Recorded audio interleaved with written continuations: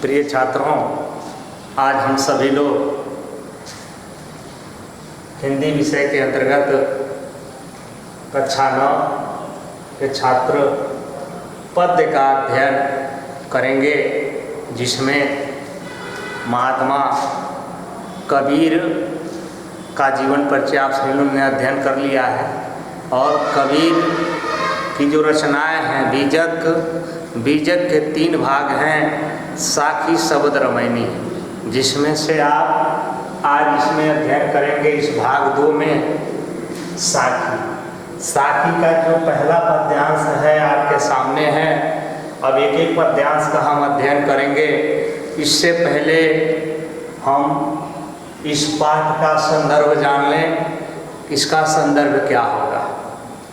तो आइए देखते हैं। प्रस्तुत पद्यांश या हमारी पाठ्य पुस्तक हिंदी के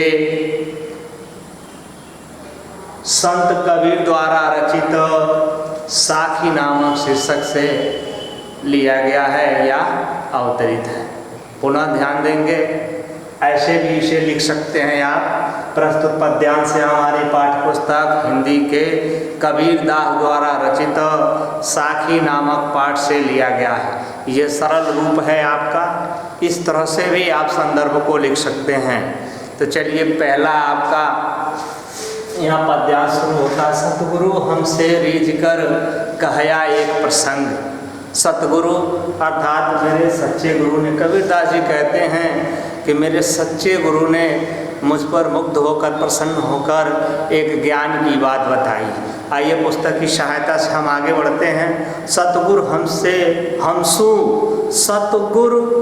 हमसु रीझ कर एक कहया प्रसंग, बरस्या बादल प्रेम का भीग गया सब अंग। अर्थात कबीरदास जी कहते हैं कि मेरे सच्चे गुरु मुझ पर मुग्ध होकर, प्रसन्न होकर एक ज्ञान की बात बताते हैं।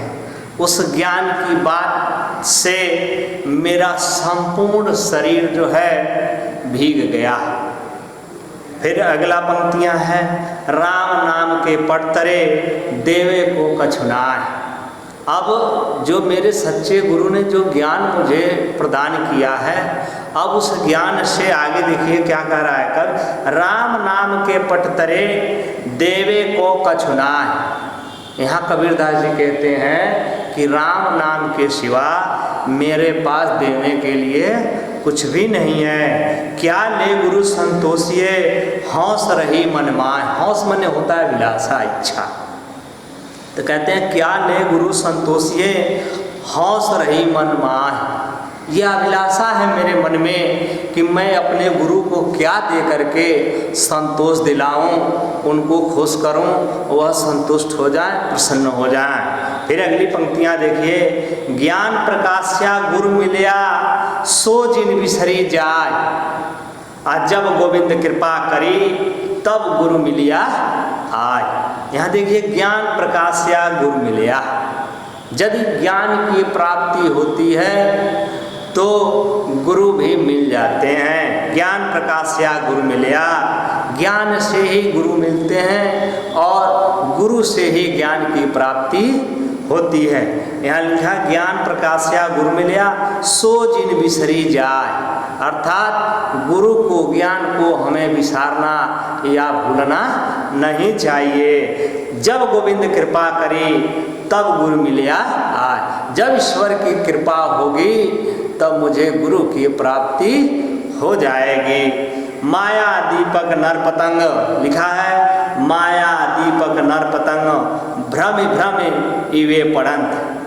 कबीरदास जी कहते हैं कि माया रूपी दीपक पर किस तरह से या भ्रम में पड़ करके जो भौरा हैं, कीट पतंग हैं, छोटे छोटे ये जंतु हैं, ये माया रूपी जो दीपक है उस दीपक पर आकर के किस तरह से अपने प्राण को जो है त्याग देते हैं।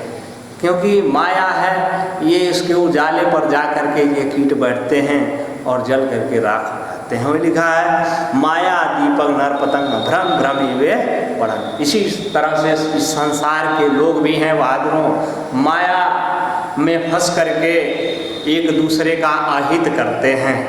और खुद जो है अहित करने से भी उनका भी अहित हो जाता है, बुरा होता है। यही बात यहाँ महात्मा कबीरदास जी ने हम लोगों को समझाया है। माया दीपक नरपतन भ्रमि भ्रमि वे पड़ंत, यानी बार बार जो है उस दीपक पर ये भंवरे जा करके मंडराते हैं और अपने प्राण को त्याग देते हैं। इसी तरह से इस संसार के लोग भी गलतियां करते हैं और उसका दुष्परिणाम वह भोगते हैं। कहे कबीर गुरु ज्ञान थे एक आध उबरंत। कबीरदास जी कहते हैं कि ज्ञान से बहुत कम ही लोगों का उद्धार होता है। अगर ज्ञान की प्राप्ति हो गई तो आपका उद्धार निश्चित है। फिर अगली पंक्तियाँ, जब मैं था तब गुरु नहीं, अब गुरु हैं हम नाय। यहाँ देखिए लिखा है जब मैं था तब गुरु नहीं, अर्थात जब मेरे अंदर अहंकार था तो गुरु की प्राप्ति नहीं हुई थी, यानी गुरु का ज्ञान मुझे नहीं मिला था। अभी वही कह रहा जब मैं था तब गुरु नहीं, यानी जब मेरे अंदर अहंकार था तो गुरु नहीं थे। पुनः अगले, अब गुरु हैं हम नाय, और गुरु की प्राप्ति हो गई और हम अर्थात मेरे अंदर से अहंकार जो है नष्ट हो गया। प्रेम गली अति साकरी तामे दो न समाय। यहाँ देखिए कबीरदास जी ने का बताया है कि प्रेम रूपी जो गली है वह अति सकरी है, पतली है, उसमें दो वस्तु तामे दो न समाय, उसमें दो व्यक्ति दो वस्तु नहीं समा सकते। जिस प्रकार से प्रेम गली अति साकरी तामे दो न समाय, अर्थात आप इस प्रेम रूपी गली में अकेले जा सकते हैं, अर्थात ज्ञान को प्राप्त करने के लिए आप इस मार्ग पर जा सकते हैं। अर्थात दोनों अहंकार, यहाँ ध्यान दीजिए बहादुरों, अहंकार और ज्ञान दोनों यह एक, ये कवि ने समझाने का प्रयास किया है कि अहंकार और ज्ञान यह दोनों एक साथ नहीं रह सकता है। यही इसका मूल भाव है बहादुरों। फिर अगली पंक्तियाँ देखिए, भक्ति भजन हरिनाम है दूजा दुख अपार मनसा वाचा कर्मणा कबीरा सुमिरन सार। देखिए भक्ति भजन हरिनाम है, अर्थात भक्ति भजन से ही इस जीवन की नैया जो है पार हो जाएगी बहादुरों। इसलिए हम सभी को चाहिए कि अपने जीवन में प्रभु का भजन करें, गुणगान करें, दूजा दुखा पार। और दूसरा जो रास्ता है वह केवल उस जीवन में उस रास्ते पे दुख ही दुख भरा हुआ है। इसलिए हम सभी को चाहिए कि हम अपने जीवन में ईश्वर का गुणगान करें। भक्ति भजन हरि नाम है दूजा दुख अपार, अर्थात दूसरा मार्ग जो है वह दुख ही भरा हुआ है उस मार्ग में। पुनः अगले, मनसा वाचा कर्मणा कबीरा सुमिरन सार। कबीरदास जी कहते हैं कि मन से, वचन से, कर्म से ईश्वर का सुमिरन करना चाहिए। अगर मन से, वचन से, कर्म से ईश्वर का सुमिरन करते हैं तो निश्चित रूप से आपकी मनोकामना पूर्ण होगी और आप धीरे धीरे उन्नति की ओर बढ़ते चले जाएंगे। आज के वीडियो में बहादुरों इतना रहने देते हैं। पुनः जो है अगले वीडियो में इसका हम सभी लोग अध्ययन करेंगे। जो बाकी यहाँ आपका, यहाँ देखिए 6 जो दोहा हैं कबीरदास जी के साखी है, साखी में 6 खत्म हो गए पद्यांश, और 6 के बाद अगला जो है हम अगले वीडियो में अध्ययन करेंगे।